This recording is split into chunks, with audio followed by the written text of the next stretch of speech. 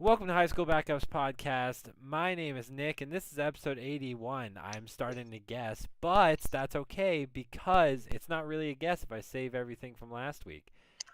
Good evening to all who join us live on the podcast tonight. We have Steve, who's eating ramen in his living room on top of his bed that he moved in there because he's leaving for Florida. We all hate it. I mean, love him for it.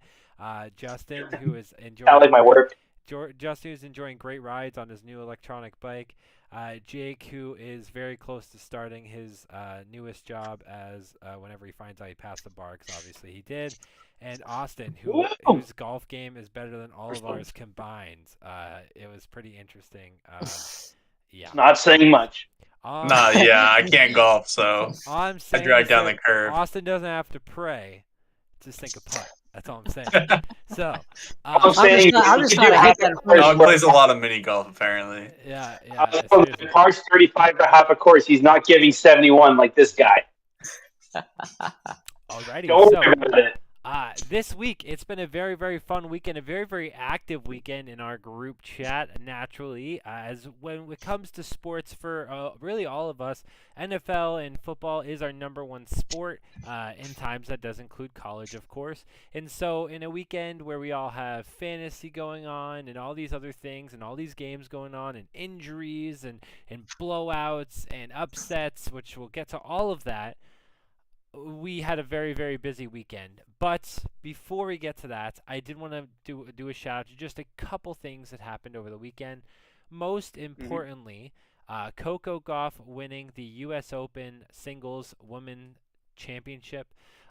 She is the youngest woman to do it since Serena Williams when Serena was 17 years old. Coco Gauff is 19 years old. She is a teenager winning a tournament against grown women. Not only did she win this tournament, she was frankly dominant for 95% of the tournament. There were only a couple games that went to Game 4 and Game 5, including the finals where she won in 3 sets. It was pretty incredible to watch. Something less incredible because it's more, what's the word I'm looking for? It's not original. Normal. Something that's happened 24 times. Novak Djokovic wins the U.S. Open as well, essentially getting revenge for 3 years ago where he lost the U.S. Open to the same opponent coming this year, and similarly to Coco Gauff, frankly dominating and looking very good at the ripe age of late 30s. So 25 for him now as he increases his lead for most major tournament wins. It was incredible. We did have a weekend of college football. This is, with the first few weeks, a lot of games are not huge. However, there was one game that remains different and separate and the most important throughout the whole weekend. I'm sure we all know what I'm talking about. We had Texas play Alabama, and that game was so much fun to watch. I only saw parts of it, but oh my God, that game was so much fun to watch. As someone who has nothing other than hating Alabama, because every team that's not Alabama hates Alabama, naturally Ohio State Notre Dame fan here, it was honestly so much fun to watch Texas beat them and send them all the way back.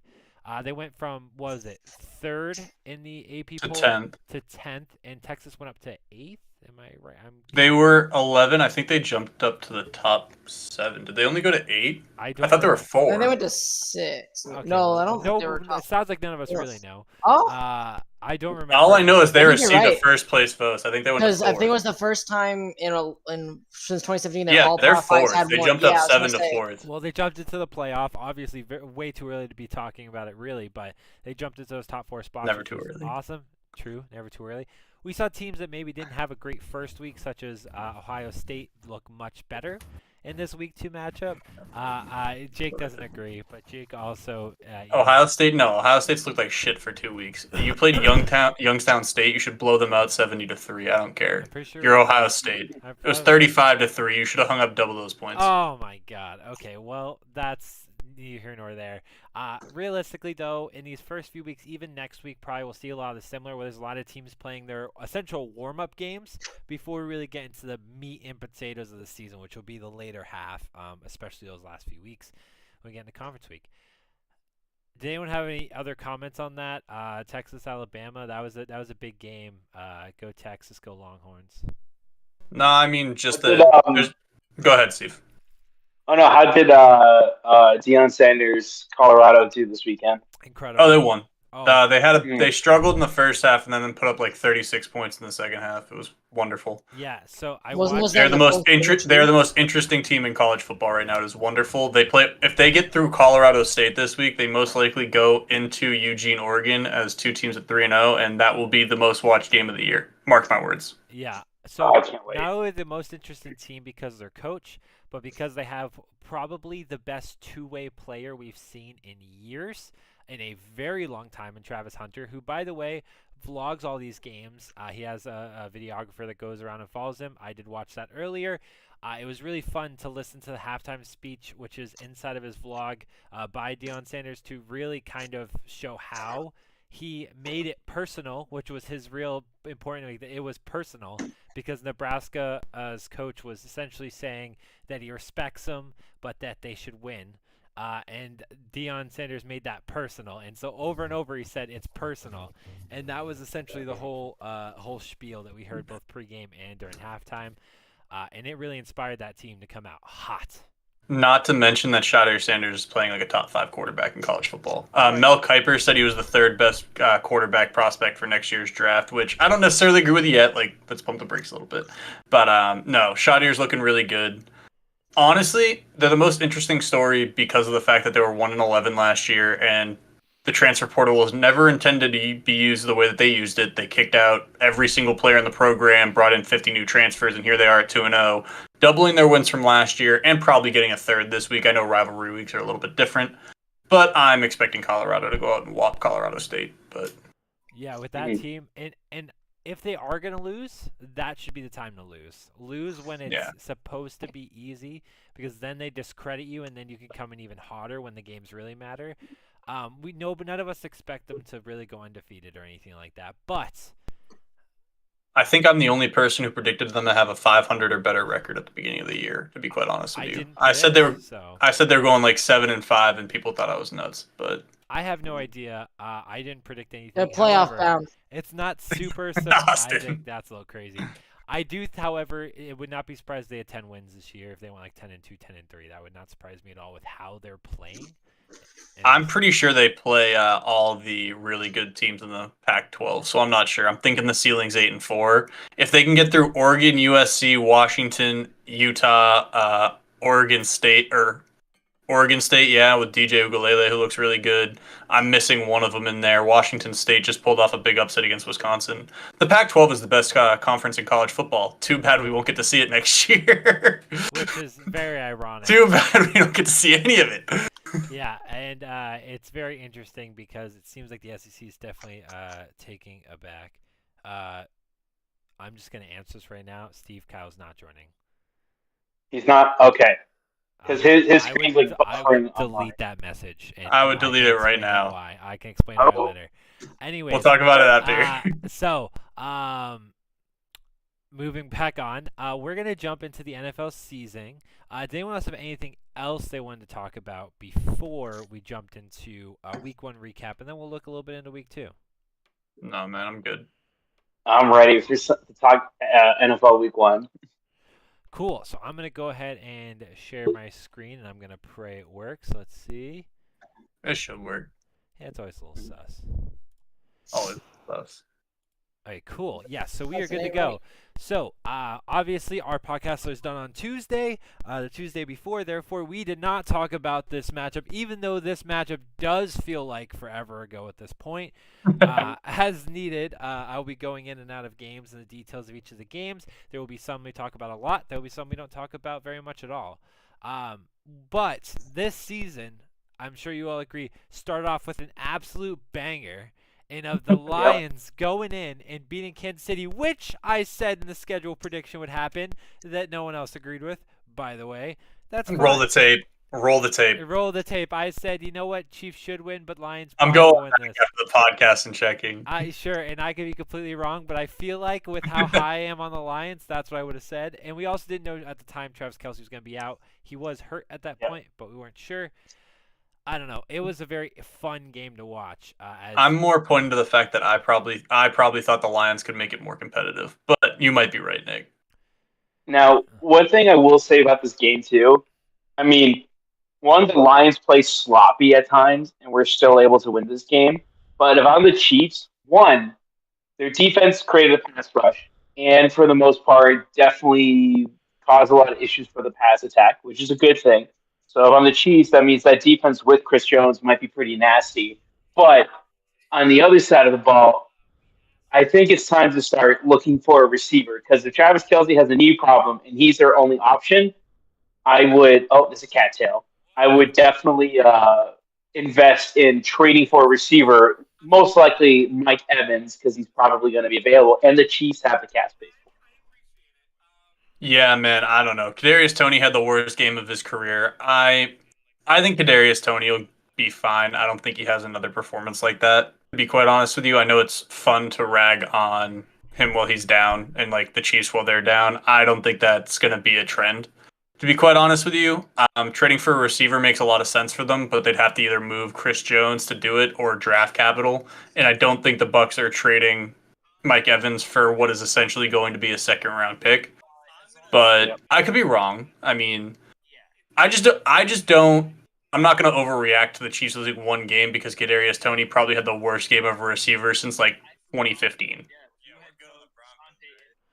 I can hear. Who does we can hear that. Sorry. I was trying to check the tape. You trying to find it? Check the tape. Roll the tape. I couldn't really find it. In fact, I do think that was one of the ones we just skipped over, so it's okay. That's fair.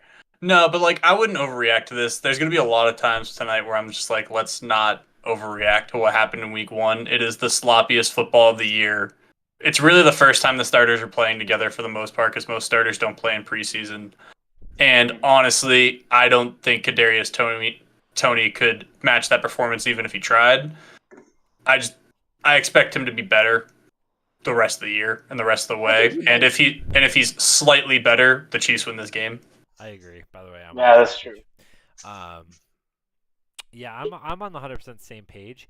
And our second matchup here was not something that we were really that surprised with. I think this is definitely exactly what we predicted. Falcons beating the Panthers. I did think that the Panthers would fight a little harder. In fact, they didn't score until kind of late in the third. But it's exactly what we predicted. And speaking of exactly like we predicted, Ravens absolutely smoked the Texans.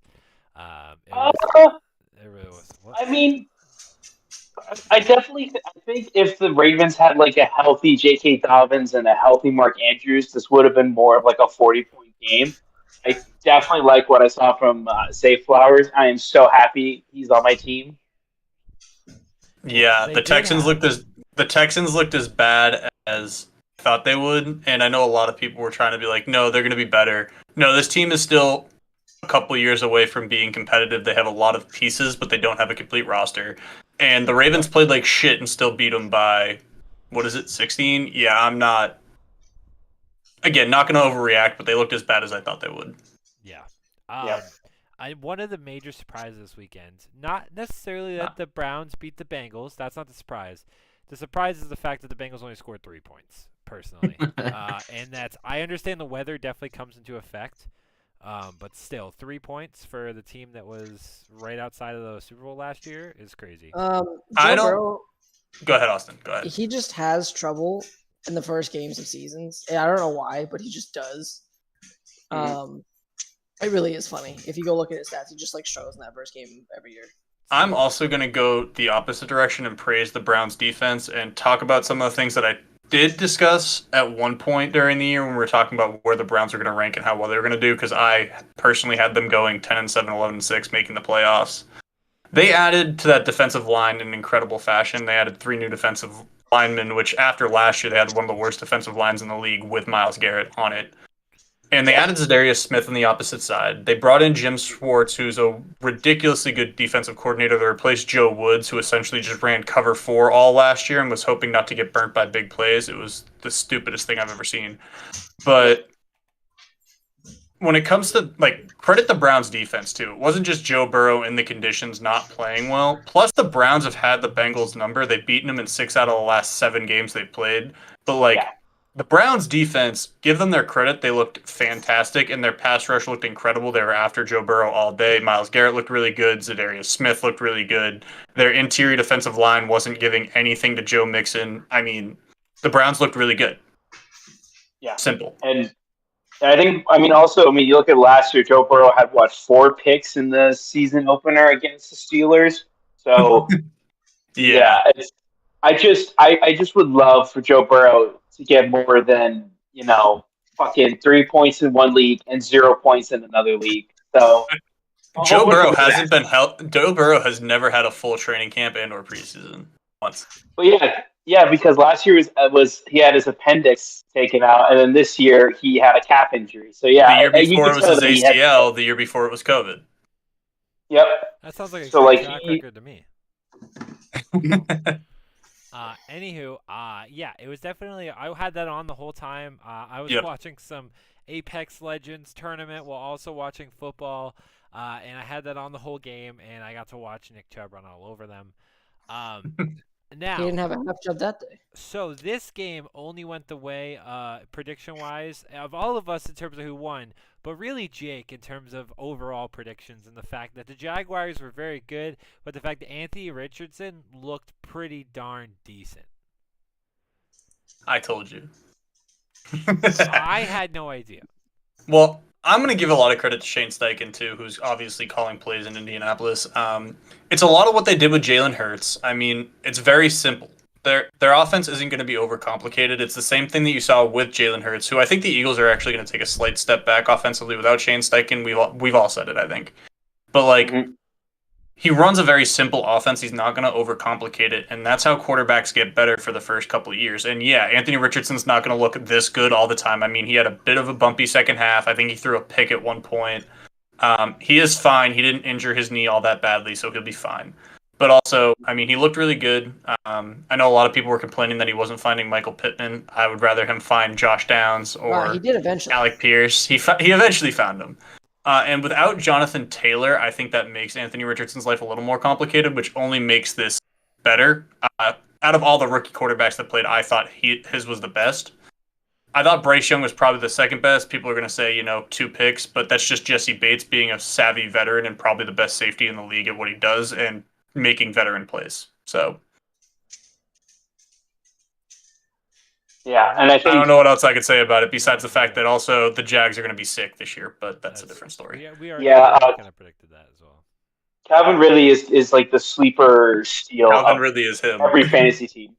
I love me some Calvin Ridley. And now the real question is he the fantasy steal on his own fantasy team? So, moving on to the Vikings versus the Buccaneers. This was another surprise outcome. However, it did in fact feel like it exposed the Vikings for what they could have been last year if they didn't win all those close games. Yeah. And if they lost one that they very well could have won. And to a team that we honestly predicted to win like 3 games, 3 or 4 games. Wasn't a lot. Yeah. Which I still think is accurate, but yes, but they looked like decent. Like Baker Mayfield. Yeah, they look solid. Yeah, they look solid. And so there's really not a lot to talk about with this. The Vikings kind of look like they should have looked last year if they even split those games. And then looked in the playoffs. They got exposed in the playoffs. I was surprised at how bad Alexander Madison looked, to be quite honest with you. It was not good. Pretty disappointing to see, let me tell you. Some people are not born to be number 1. Some people are born to be number 2s. He was a very good number 2. Also, give credit to that Bucs defense. They did a solid job, minus the one big play to Jordan Addison. There's nothing you can really do about Justin Jefferson, but that's yeah, true. 150. There's nothing you can do. This game was very close, and I remember us going back and forth of who we thought was going to win, and it went exactly like that. In fact, Derek Carr, although he didn't look amazing the whole game, looked really, really good when he needed to right at the end of the game. And the announcers talked about how the fact, and I didn't have this on, I saw it later, that the Saints didn't feel like last year they had the clutch factor in any of the QBs that they had, and Derek Carr brought that. I don't know where I see that a ton, but I did see it in this game. And it's exactly what he did. He brought them down the field. They kicked a field goal. They won the game. It was pretty straightforward. Go ahead, Steve. Well, since 2016, Derek Carr, I believe it's either at the very least top 5 or in the top, or at the very top 10 or top 5 in fourth quarter comebacks among all QBs. I believe. He definitely can. Yeah, and I think the Saints are just trying to figure out their identity, and I think it's going to be tough without Alvin Kamara being able to run the ball more. But if they're able to get the run going, Derek Carr with that underrated cannon to Chris Olave, this is actually a pretty dangerous team. Agreed. I'll see him in the Super Bowl. So It's why I picked up Derek Carr, because I knew he is a good quarterback. Maybe not great, but he's good, and he has a lot of weapons on that team. When Alvin Kamara gets back, it's only going to be more. So there's a reason why I picked him up. If I'm the Titans, I'm really worried about how bad Ryan Tannehill looked, to be quite honest with yes. you. Like, real worried. He had, 3 picks? I'm more worried for DeAndre Hopkins, who I have in multiple leagues. And, like, normally Ryan Tannehill is very game manager, ball control, not going to lose the game for you. I don't think the Saints won the game. I think the Titans, or at least Ryan Tannehill, threw it away. So, and as someone who is higher on the Titans, I had very high on them. I think they make the playoffs. Ryan Tannehill's got to make a very quick turnaround on that one. Not super high on the Titans myself, but I do. I Yeah. know you are. Look at the next game. This game went exactly as we would have expected. Yeah. In fact, the 49ers defense looked just as good as better. And the one thing that we weren't sure about, but could have expected to go the way it did, Brock Purdy looked great. Honestly, he looked really good. And Brandon Ayuk, fantasy-wise, looked really good, but didn't look any better skill-wise, in my opinion, than he has continued to look previously. He just happened to get a majority of the fantasy production that Debo may have received, who didn't really do that great this weekend, but you'll see it spread around him, Kittle, Debo all year long. Yeah.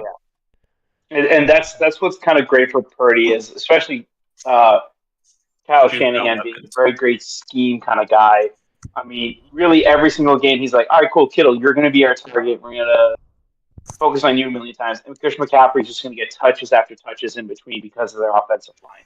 Yeah. Listen, there's an argument to be made that the 49ers have the best defense and the best set of weapons in the league. I mean, between Debo, Ayuk, Kittle, and McCaffrey. Obviously, you have challengers with Miami and, like, the Bengals, but there's an argument to be made there. Certainly an argument. And them having Christian McCaffrey has made a huge difference. The problem then comes down to how good is Brock Purdy, and all he has to do is be mid or better, and he was better than mid this week for sure. So, yeah, and then we have the dumpster fire battle of the century this week. It went exactly as absolute horseshit. Packers, that was yeah. So I'm not high on the Bears. Jake loves the Bears. He loves Justin. I love Fields. Justin Fields. I watched Justin Fields quite literally run for his life all day against Jordan Love, who looked, in my opinion, significantly better than I expected and most people expected, in a good way. I'm happy for them. I really am. And you're only going to get a second-round pick for Aaron Rodgers, which we'll talk about, the fact that he's hurt, which stinks. Well, they get a first and then a second next year. They still get one first, but it's not 2 firsts. But really, point being, they looked great, and I certainly underestimated them. I did not overestimate the Bears. I thought they'd be mid still. But I thought the Packers' defense looked a lot better than I thought they were going to be quite honest with you. Their pass rush looked really good. Not saying much. It is the Bears' offensive line. I just thought with DJ Moore, I'd see a little bit more growth out of Justin Fields with trusting his receivers and being more anticipatory. He's still holding on to the ball slightly too long. Again, I think it gets better over the course of the season as he learns to trust DJ Moore, and obviously he trusts Darnell Mooney. There were some big plays here. The Bears have some building blocks. They've just got to put it all together, man. They really do. Agreed. Yeah, and I think at the same time, too, you also forget, too, with the Packers, Jair Alexander, I've always thought of him as overrated, but I'm going to be honest. Looked real good. Yeah, he's very good, especially if he has to go against Jay Jettis twice. He can easily handle a DJ Moore. So that's unfortunately, I mean, and also, I mean, look at Jordan Love too. They're definitely, a lot of analysts are talking about he's very hit or miss, but I think if you give him the right situation, he's going to do very well. And I think in the NFC, this is a good situation. The Packers were like in the AFC with these defenses that they're going to have to face. Be a different story, but in the NFC with the Packers schedule, I definitely like their chances with Jordan Love. He's definitely going to have a pretty.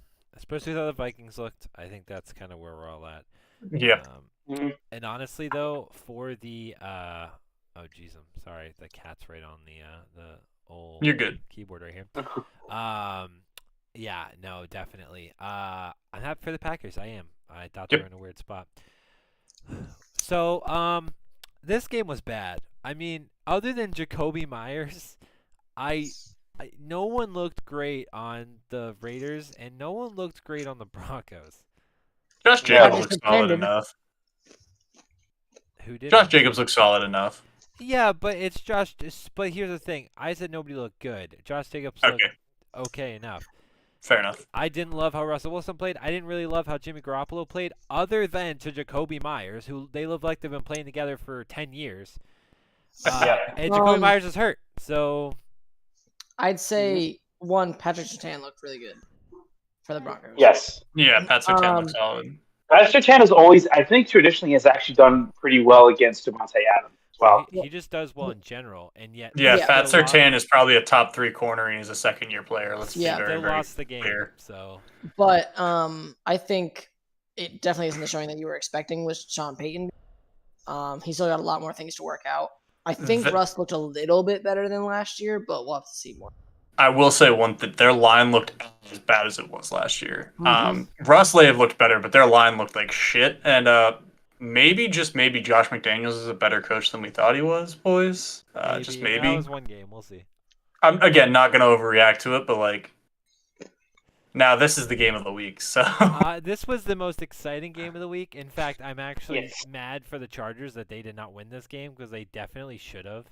Yep. But their defense couldn't do shit for them, and honestly, Miami's defense couldn't do shit for them either. It was just a constant back and forth, score. Oh. We love it. me talking Isn't about the not. Go ahead, Steve. Well, the Chargers also, I looked at it, they were playing man coverage most of the game. You're not going to beat Tyreek Hill. You know that. Okay, I'm going to take this back to Patriots Super Bowl 2018. First time they played the Chiefs, Tyreek Hill got, I think he got about 200 receiving yards that game. He got about 150 of that in man coverage. So again, when the Bucs played the Chiefs and they got almost blown out by Patrick Mahomes, it was because Tyreek Hill was man coverage. If you double Tyreek Hill and then spread your defense out a little bit, like J.C. Jackson's great, but he cannot cover Tyreek Hill 1-on-1. Nobody can. So it's the Chargers defense should have done better. They should have Yeah. done a lot Well, better. J.C. Jackson looked Steve. lost. Another. Yes, he To be has cool- since he left the Patriots. To be quite honest with you, Steve, I'm just going to reiterate that point. Nobody should be playing man against the Dolphins with Jalen Waddle and Tyree. It's a track team out there. Like, I don't know what you're... If you're playing man, you're being stupid. And Yeah. I've been preaching not overreacting this entire video, but I'm going to say that Brandon Staley needs to be fired immediately. Promote Kellen Moore to your head coach now. I don't care. In all Fuck Brandon fairness, Staley. That's He been a doesn't deserve to be a head conversation coach in the league. Yeah, it's been a conversation for a while. And speaking of kind of leading into next week and so on, this was one of the most surprising games to us. Patriots fans in the last couple of years believe in moral victory Mondays, of course. And this is certainly a Unfortunately. huge moral victory. Realistically, the Patriots, Should have. in general, they should have been this close. How the game started, it looked like it was going to be 40-0, just like we saw on Sunday night, which we'll get to. And a lot of us were complaining. It looked really wow. Thank you, Sven. I appreciate you. I really do.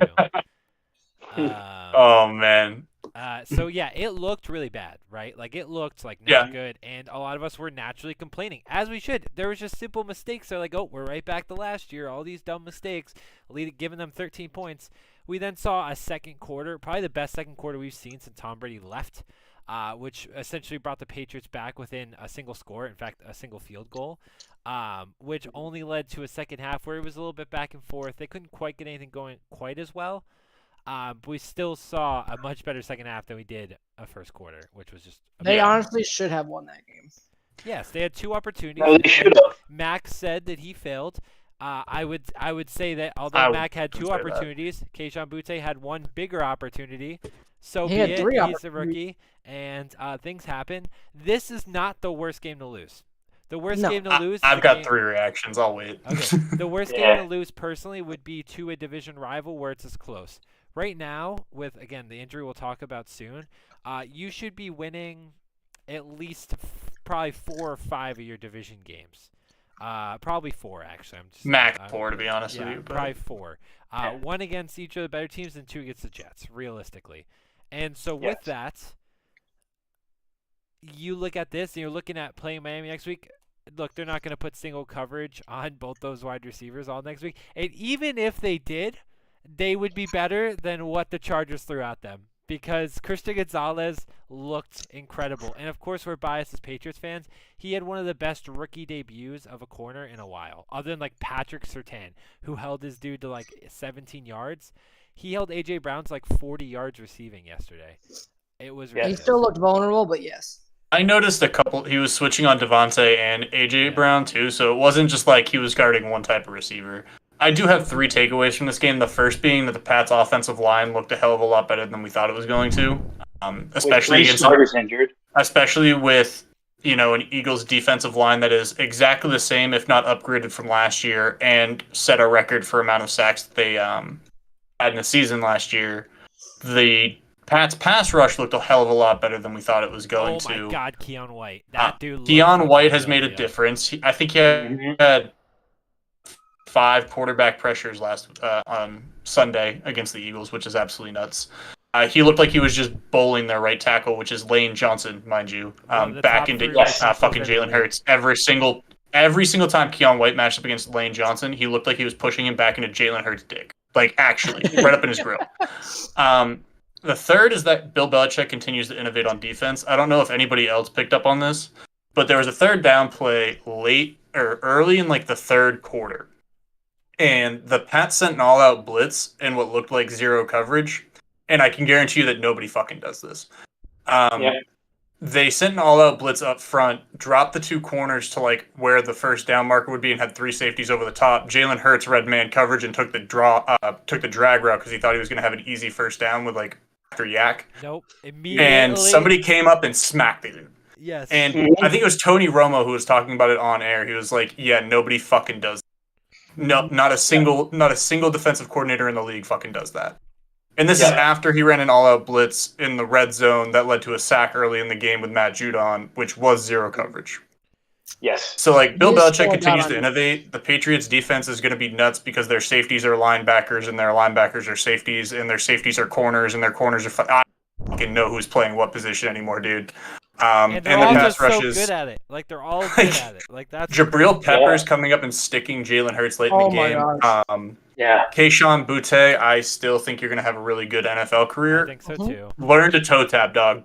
Twice. Well, did you hear that he sat his locker for like an hour and a half after that in his uniform, just sitting there? Like, he is 100% is ready He to knows. go. He knows. And so, honestly, if Mac says he needs to do better, I don't know what Mac could have done better except for not throw a bad pick early in the game, to be quite honest with you, because outside of that and one Hunter Henry ridiculous grab, I thought Mac looked really solid. And this is why you don't overreact to one bad quarter of football. After the first quarter, bad conditions, whatever you want to fucking call it, Mac Jones was lights out, 3 touchdowns against a really good defense. Matt Patricia not using Kendrick Bourne or Hunter Henry last year was a crime, and we should sue him for it. I really do believe that. They were the 2 best receivers yesterday. They were the 2 best receivers last week. 2 days ago. Juju looked solid except for the one drop. Like, again, I've been high on the Patriots all offseason. I'm not too worried about it. It is what I perceive to be the second best roster in the NFL. Cool. We lost a 5-point game that we probably should have won. I'm certainly less worried about it than I was before last night. Certainly. Yep. And it's because it really opens up an opportunity.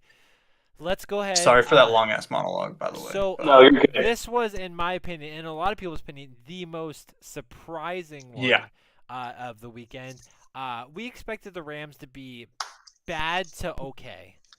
We did not expect them to pull out a rookie out of colleges that nobody watches unless you go there, and go for over 100 yards. What do you mean? Puka Nacua? You've never heard of Puka? Yeah, whatever, buddy. You never heard of him either. Yeah, I did. I literally watched him at BYU and said, bro, you need to watch this dude. Me and Austin were talking about him during the draft process. Go back to our draft grades video, and I gave that a great pick. Go back. Roll the tape. I believe you. Seahawks looked awful. They did not look good on defense or offense. No. It was not good. They did not look good. One thing I will say about the Rams, I will put this on record because I do believe I'd actually talked about this before, that still got Sean McVay. You got a healthy Matt Stafford coming back. And, I mean, those two together, we have a quarterback and a coach that are both very good. there's a lot you can do. The fact that he could take a receiver from BYU that probably had a curfew of 9 o'clock at night, was able to go for 100 yards receiving.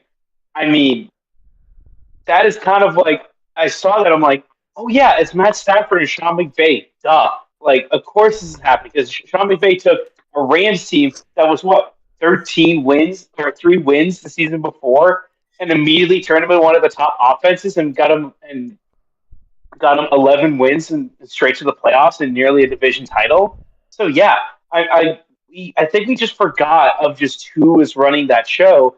And honestly, I think the Rams are going to be what people thought the Patriots are going to be, which is a tough out in the playoffs. They may not make the playoffs. Let me tell you, every week they're going to beat the crap out of you, and they're going to make it tough. Okay, I I'm don't not know going to if I think overreact that yeah, bad. I'm a little. They always play the Seahawks pretty well, and Aaron Donald destroys the Seahawks every time he plays them.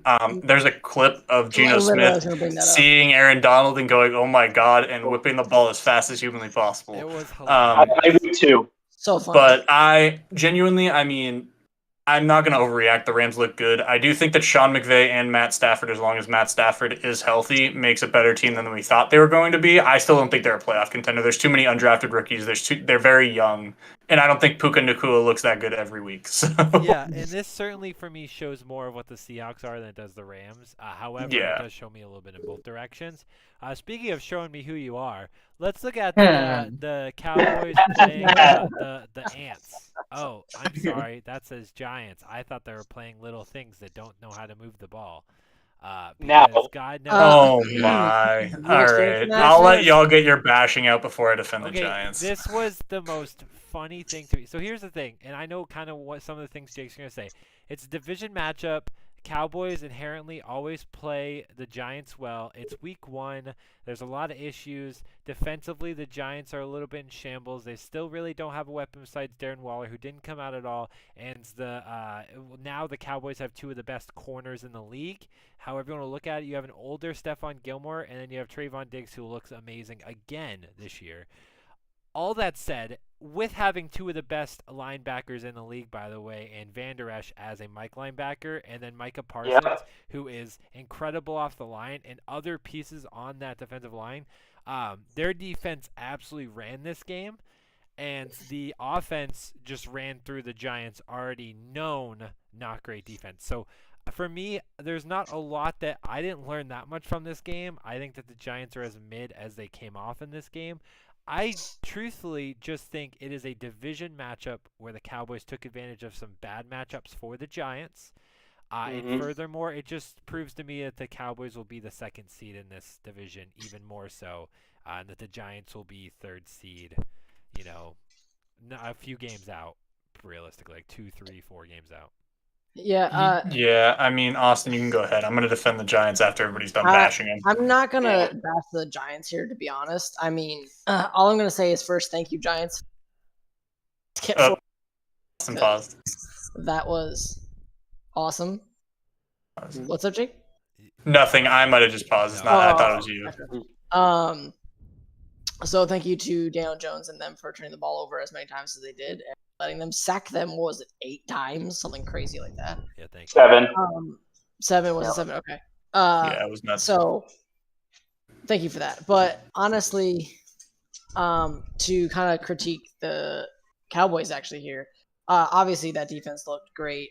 Also, after a certain point, I mean, that the Giants were just demoralized anyway. So like in the conditions they were playing in with a downpour at the end of the game, like the rest of it didn't mean much anyways.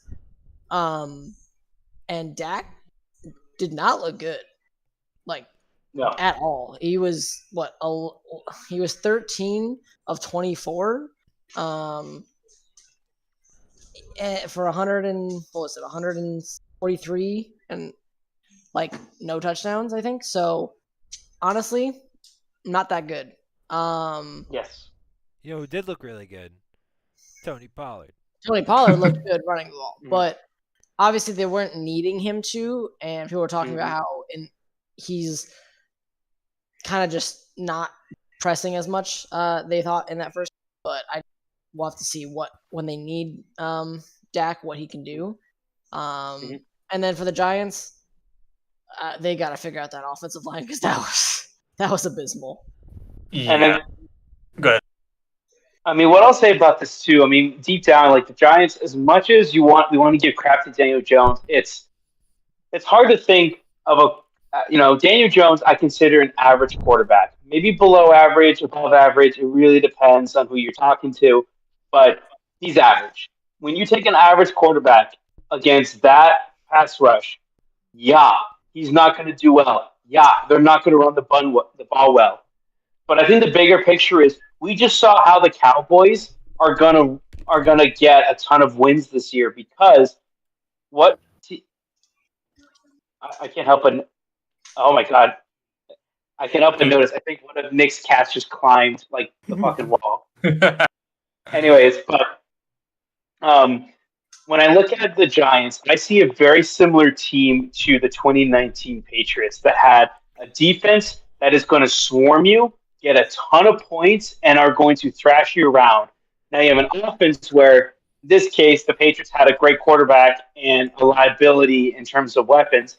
This offense has incredible weapons, a great tight end, fantastic receivers, great running backs, and a very good offensive line, but a liability at quarterback. And Dak Prescott is a liability, and we clearly saw that. But if he doesn't have to be clutch in any game, the Cowboys are going to do very well. Yeah. And I think the Cowboys are probably going to can potentially make it to the NFC Championship with this team, but are going to get to a point where they have to rely on Dak in the playoffs because that's going to happen. And that's where they're going to fall apart. Yeah, I'm going to go first before I defend the Giants here. I'm going to go back to something Nick said about Micah Parsons. He's a top 3 edge rusher and a top 5 off-the-ball linebacker, which is absolutely nuts because you don't see that combination anywhere else. Honestly, I'm going to defend the Giants a little bit here. Yeah, it was probably one of the worst openers in recent memory, if not ever. They were playing in a monsoon, essentially. Their offensive line looked atrocious against... If I name the top 5 defenses in the NFL, it's probably the Giants, Jets, Patriots, Browns, and Eagles, right? Like right up there. Maybe the 49ers are up there too. The 49ers are definitely in there. So like one of the top 6, if not a top 3 defense, like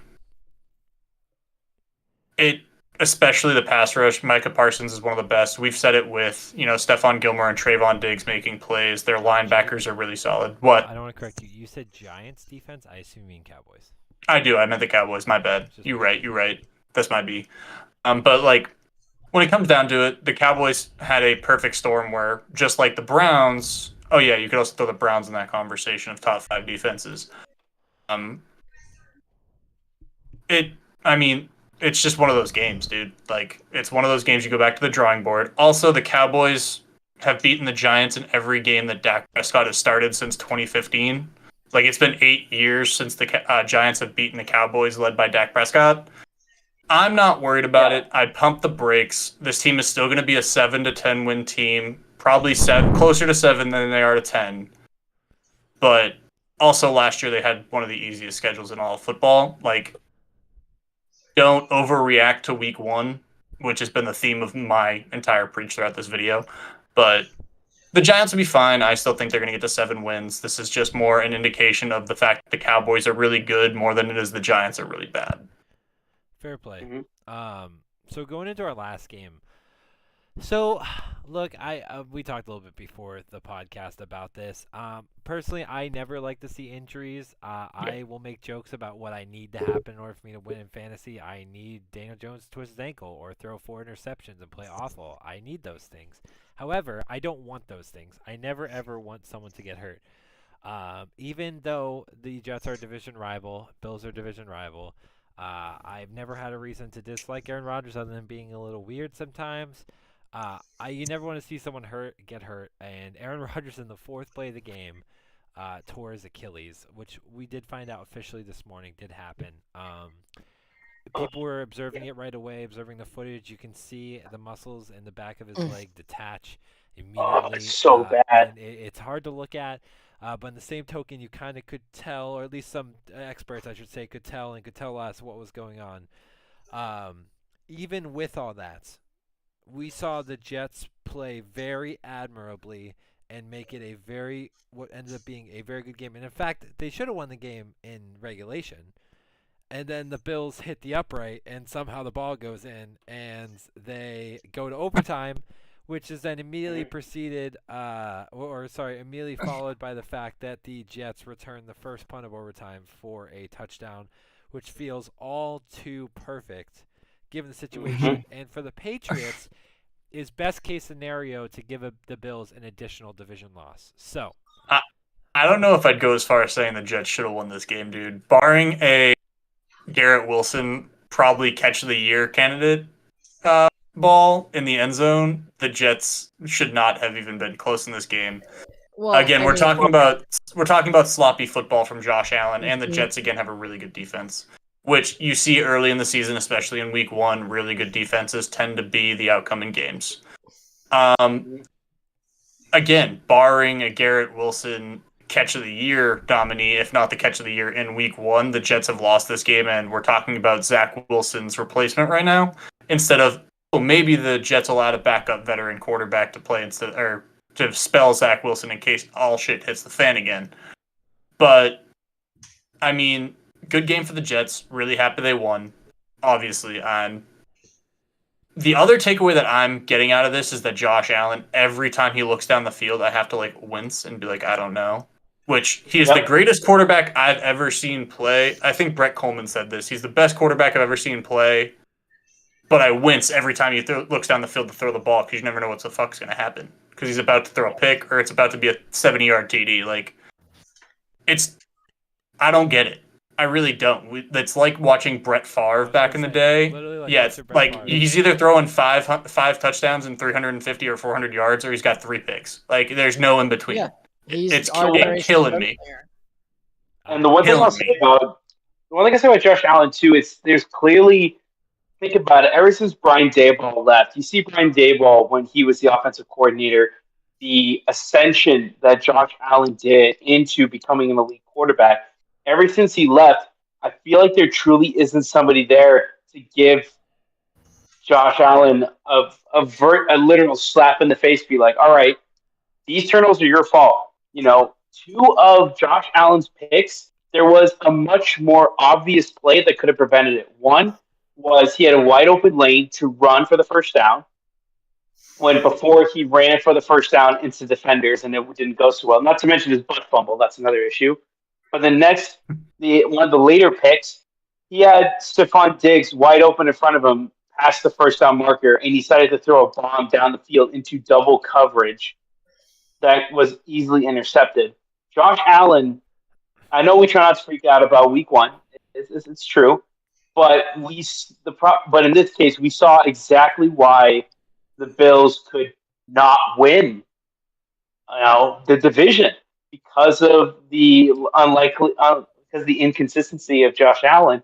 And I think, unfortunately, with this, you go to Miami with that huge offense, you're asking more of Josh Allen, which can be dangerous if he's sloppy. And then going up against a Patriots defense that has some pretty athletic linebackers and some young corners that are going to bundle up Stephon Diggs and make life tough for you. So if I'm Josh Allen, I got to start looking at myself and thinking, all right, I need to stop just going for the big play and maybe play some boring football, check down, or maybe just go for a screen, or even just throw the ball away. Just do that, Josh Allen. Come on, bro. You mean the exact progression we've seen from Patrick Mahomes over the last 5 years? Mm-hmm. Yeah, the exact trajectory. Yeah, it's been. Yeah, we saw 3 elite quarterbacks struggle. Patrick Mahomes at least almost won, and he had nothing. You got to give him credit for that. Josh Allen had his entire starting offense and a game without a starting quarterback. No, I'm just talking about I'm talking specifically the progression of Patrick Mahomes has chucked less and less and become a much more efficient passer over the last 5 years, whereas Josh Allen has probably not done that. That's what I'm talking about. And honestly, has possibly gotten worse. We'll see how the season goes, but over the last half season, it was not good. He's actually regressed. Yeah, it's not been good. So for me, the last takeaways from that game would be one, and we kind of saw this with Green Bay too. Aaron Rodgers definitely has helped 2 young quarterbacks, and we'll see if it continues that way. But Zach Wilson looked much different. Now, he didn't throw a ton. I wouldn't say like he's a ton different. Like he's totally different, but like you see that he has progressed even a little bit. He was more controlled. He was taking those strings he wouldn't have last year. And 2 wasn't years just ago, trying to. because last year he wasn't great either. I know Yeah. that's what I'm saying. That's what Like, he's saying. Like he was making mistakes that he would have last year, but he's also not doing the same kind of stuff. Yeah, I get what you're saying, Austin. Yeah, I was saying like the way he was reading it, allowing himself to say, you know what, I'm gonna throw it away. Take this check down screen. Like the things he was trying to do with Josh Aaron Allen was Rodgers. doing yesterday, Josh Allen. where he's just trying to make stuff happen, always out of the pocket, always trying to find someone, throwing it downfield when he shouldn't. And instead, Zach Wilson was, for the most part, pretty composed. He threw one bad pick, but other than that, he was pretty. So if I'm the Jets fans, one, I'm ecstatic that we won, obviously, and that our defense looked the way it did.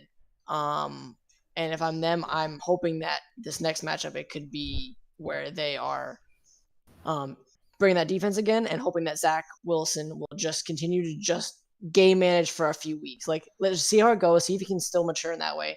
If I am the Bills fans, I am definitely worried that Josh Allen looked just as bad as he did again. And the way he's trending and progressing, he's got all the talent in the world.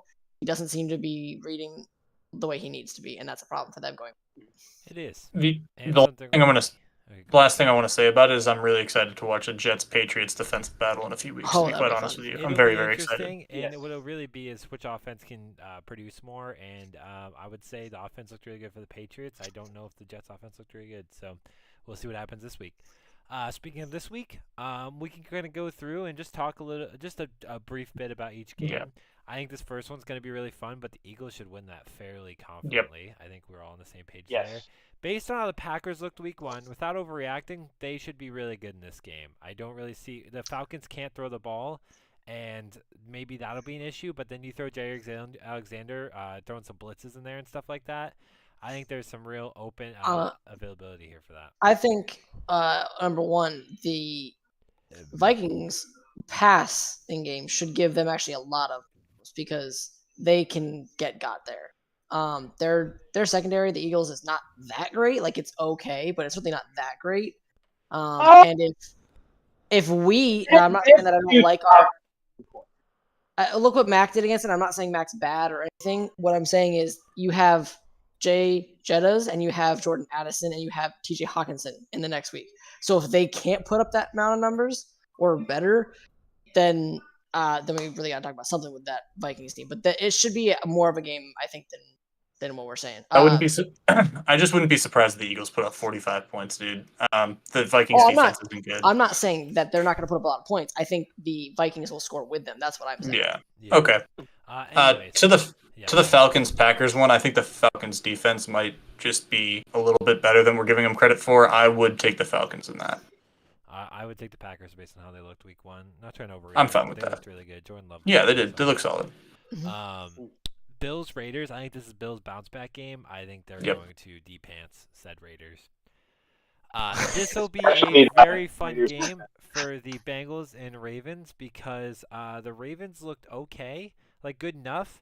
The Bengals looked awful, and if we know anything, Joe Burrow is very good at bounce back games. So there's a good chance Joe Burrow throws like 5 touchdowns. Like there's a fair chance, realistically. So I'm gonna go with the Bengals here in a very fun game to watch. Mhm.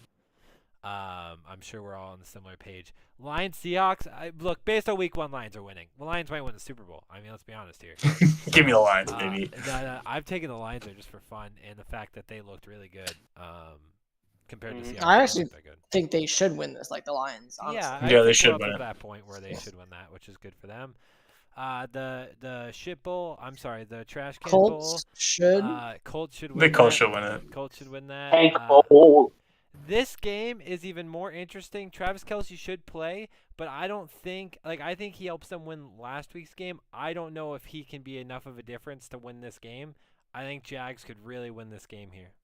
Listen, man, I think Travis it's- Kelce's dating Taylor Swift now. It's over. The era's over. It's over. Give me the Jags. Now, one thing I'll say about this is it's the opposite of what the Chiefs are used to. The Chiefs are used to being big play, score a bunch of points, and other teams trying to play catch up. I think this is going to be about the Chiefs.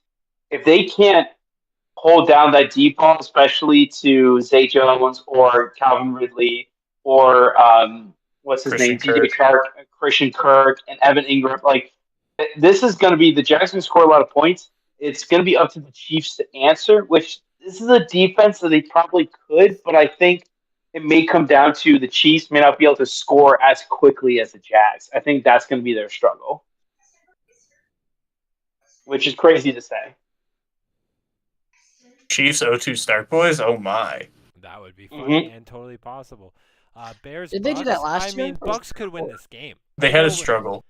I know. Sorry, we, Nick. Go ahead. I know we had the Bears win this game originally. I think the Bucks could win this game. I think the Bucks should win That this defense, convincingly. I think- though, I think you see a different version of Baker here. I think the inconsistencies stay. I'm going to take the Bears still. Again, I'm not going to overreact to week one. I think it'll be overreacting, close. I think it'll be closer than. Yeah, it'll be fun. It'll be a fun game.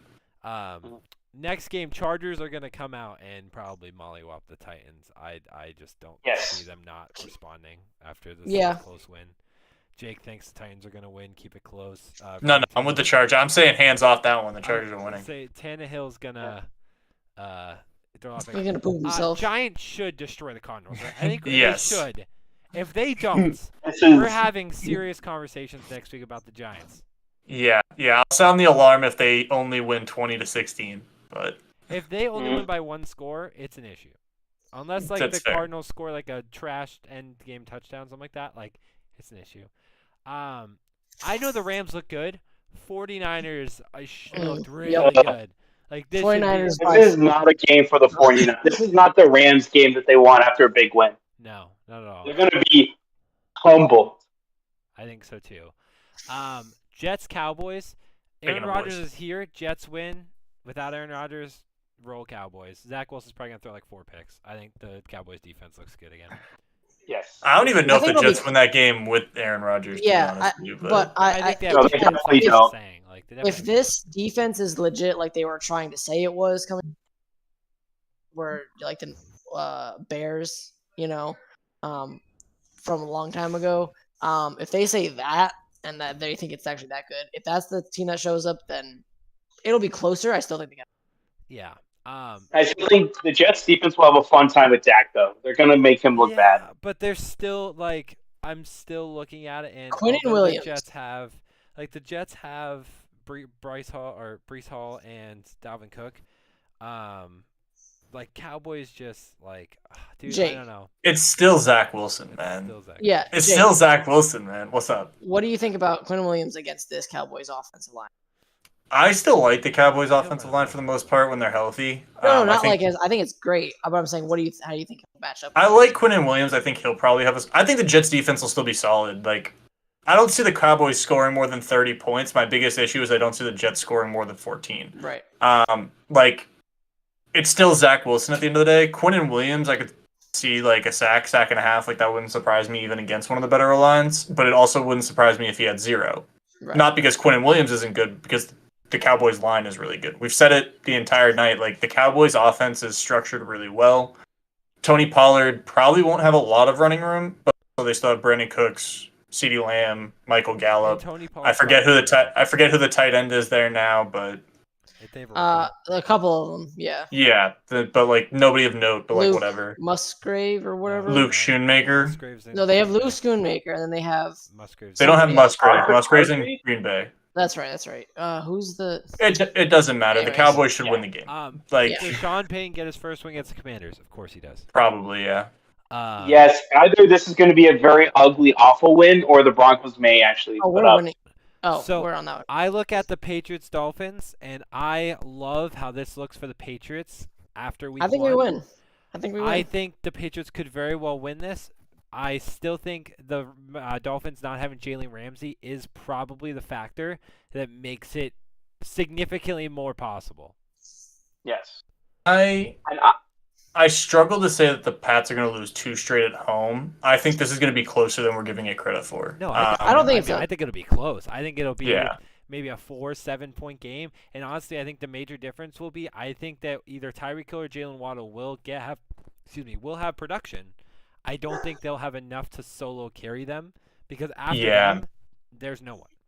I actually Yeah, think this comes down to how Jalen Waddle plays, because Bill Belichick won't let Tyreek Hill beat him. We all know this. Yes. I think we all Every understand time. this. This will come down to how Tua anticipates Jalen Waddle getting open. So That's where I'm at. Jake, do you think Belichick goes and puts Seago on solo coverage and then puts double on the other one? Or No, is it I the think other you're way going to around? see a lot of zone, dude. I think you're going to see a Okay. lot of Yes. zone. I think you're going to see a lot of doubles over the top for both of them, to be honest with you. It would not surprise me if the Pats played a lot of just straight up cover 2 man, where Yes. it's one of those things where their cover 2 man is just doubles on the outside of wherever Jalen and or Tyreek is, with Duggar and or Peppers and or Adrian Phillips and or however many other fucking safeties you want to say they have out there. Mills.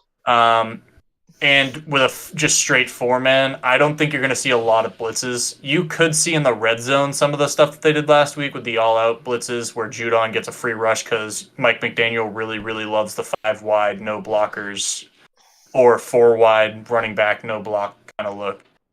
You're also going to see a lot of different things from the Dolphins offense, a lot of orbit motions, a lot of RPOs, which the Patriots haven't traditionally struggled with. They've been pretty good against the RPO. They saw a lot of it last week against Jalen Hurts.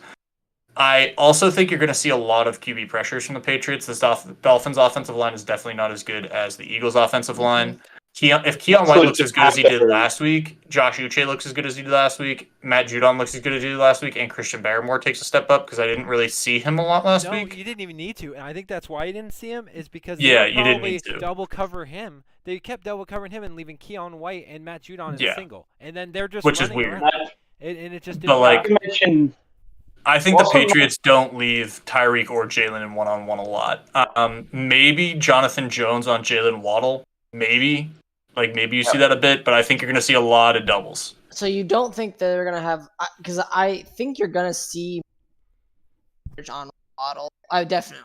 But You'll probably see Seago on Tyreek a lot just for the height advantage, but Jonathan Jones is probably our fastest corner outside of maybe Marcus Jones, but Marcus Jones isn't necessarily a true corner, and you don't want 5'8" on Jalen or Tyreek, to be quite honest with you. I'm just going off of last week seeing Seago get one-on-one matchups with both AJ. I think you'll see both. I do. I don't think it's going to be one. Situation. Yeah. They're going to put But I Seago, they're going to continue to put him in those situations. Yep. Because all I know as a Patriots fan is that Jack Jones is back soon. And if Jack Jones plays better than he has been, plays like last year, then you're having 2 number 1 corners on each side of the field. And I think the Patriots know that, and they want to find it out now. And right. I've also just learned to never try to predict what Belichick is going to do, except for the fact that he's somehow going to take Tyreek Hill and make him not a non-factor, but a much less factor than last 40 yards week. versus 170 or whatever the hell he had. 215.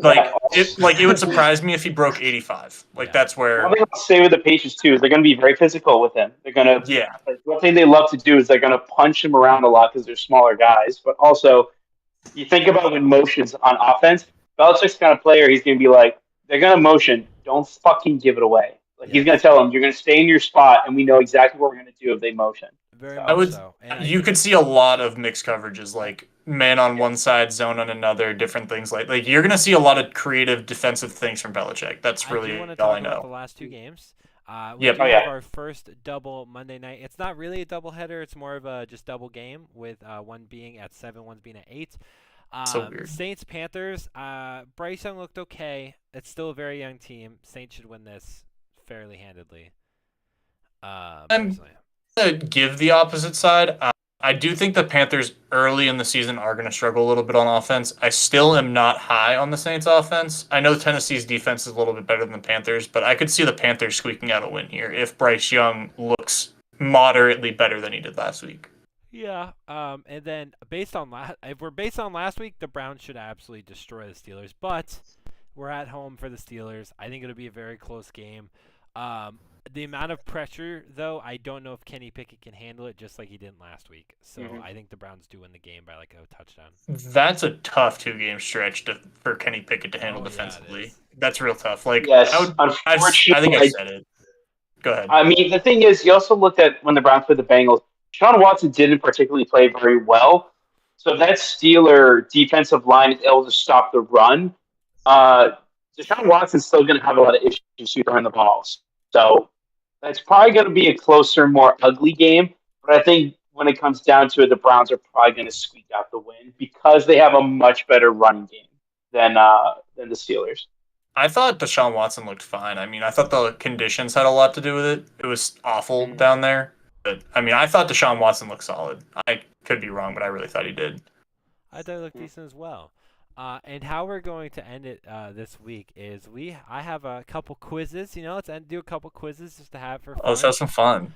So we have the 2023-24 NFL Week 1 stat leaders. It does go to the team and the amount. We're just going to go ahead Oh, that's and have weird. to I wonder guess who that them. could. So I think we all know that is Tua. Tua Tagovailoa. Are we not allowed to call him that anymore? Because I don't know how to spell Tua. Tagovailoa. Hold on, I'll look it up. Vailoa. Tagovailoa. Yeah.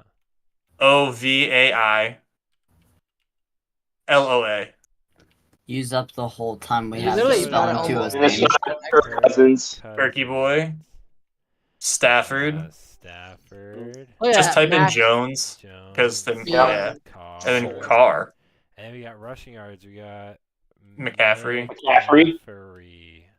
Brees Oh, Hall. thank you. It's just like my brother's name's Jeffrey, and I flipped it all the time. Jets Hall. That's Brees Hall. Is that Eckler? It is. Yeah. Yes. Eckler. Chubbs. Chubby. Chubby. QBs. Oh, there we go. Kelly. That's Nobody knows his that's their besides me, backup. Joshua Yep. Joshua Yep. Kelly. I know Yep. Damn, my the name's Chargers Kelly. really did run over. No, fucking yeah, they Dolphins. did. Saying they ran them all over them, and that's why I think that Ramondre is gonna pop off next week. Well, Ramondre it's freaking Zeke. okay. It's Hill, then Mhm. Jay Jetta. Mm-hmm. Oh, come on. Hill really could get to. IUAIYUK. And Puka. then Puka and Puaka. Is Atwell. like weird. Atwell. NACUA. You could just put Puka. though. NACUA. Okay. There you go. Was that B-Wags with 19 tackles? It was. It was. Mm-hmm. Chicago has to be Edmonds, right? Yeah, Edmonds. UNDS. UNDS. I don't think it was. Oh wow, it wasn't. It was okay. what was his name? Baltimore was who the guy got traded Roquan? last year? Yeah, it was Roquan. Roquan. Oh, Smith. Indy is Leonard. Franklin. Leonard. Was it? Was Or, it not? or no, yeah, I think you're right. Yeah. No. Leonard. Was it? Frank, Was it Franklin? Yeah, I think it was Franklin. Zaire. Yep. And then Miami I was tried Baker. It's not Jerome Baker. It's not No. Jerome Baker. no, it's It's a what's his name? Right in the middle. No, actually, for linebacker. I can't think of his name right now. Did I spell can't do Edmonds this. wrong? No. No, you didn't. That's right. Miami. I don't know who their linebackers are because their linebacking core isn't very good. Oh, yeah, well, it's gonna be. And I mean, also could be a safety as well. Javon considering- Holland. It was Holland. a safety, and it was T.J. Edwards. We should have known that. That's Oh, okay. T.J. Edwards. I'm fine with that. I'm fine with it. We got another one. Yeah, I was deciding. If Week 1 QBs by alma mater. Let's do it. Oh boy. Okay. Oh shit. Kenny Pickett. Pickett. No, that's Mayfield. That's That's- Baker. Yeah, Mayfield. Yeah. that's Jones, Hurts. right? Hurts. Jalen. Hurts. 2020? Oh, it's Tagovailoa. No, I think that's Jones 2020. We already typed Jones. Oh, you did? Yeah. Wait, Yeah. is it? Tennessee. Right, because they. Okay, I got you. Yeah, he was drafted. Tennessee in 2017. That's Who the Not fuck Ritter. played Tennessee in 2017? Move on. Cincinnati 2022 is Desmond Ritter. yep. I thought it would fill it automatically. Oh, Burrow. Burrow. That's Burrow. North Carolina is what the fuck? Sam Howell. Mm-hmm. How? Yeah. That's Lawrence. Yep. Duke is. RENC. Oh, what's his name? It's Daniel Jones. Yeah, thank you. I don't know. I Fields. What are we doing here? Yep. That's Fields. Fields. Allen. Mhm. That's Jones. Yeah, that one's. There we go. That's Stroud. Yeah. Georgia in 09. Is that Stroud. Stetson Bennett? STR. I typed that in. I didn't see it. That's Stafford. I know. Mhm. That's Carr. Jordan Love. Yep. Jared Goff. Okay, Jake's gonna do the whole thing. Oh, God, was California. Oregon 2020 is Herbert. Come on now. It's A&M it's in more Jay 2012 is Herbst fan. Tannehill. It's Tannehill. Yeah. Watson. Yeah. Dak. Mm-hmm. Who's Wisconsin in 2012? Wilson. Wilson. Come It's on Wilson. now. What are we doing? Alabama 2023. Oh, that's Bryce Young. Yeah. Lamar. James. Geno Smith. That is Jimmy Garoppolo. Hold on. Garoppolo. Garoppolo.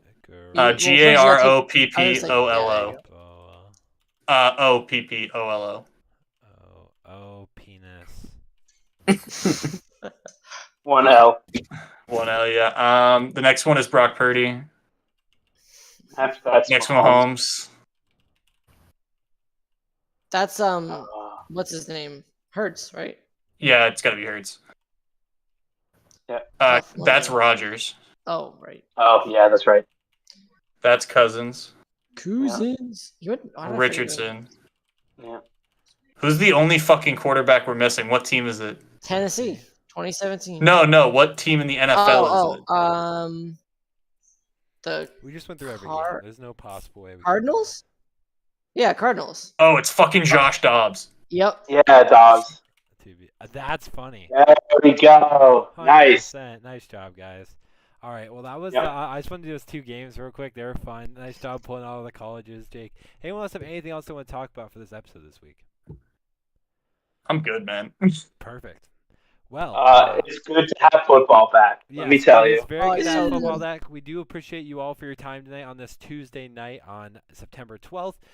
We do our live every Tuesday at 7 p.m. Eastern Time on this channel, the High School Backups on YouTube. We do our best to get them on other platforms such as Spotify and Apple Podcasts when we can. On top of that, we do appreciate you for your time this week. We do hope you have had a great rest of your week. You do have a great rest of your week and a great rest of your day. Thank you for your time. We will see you next week.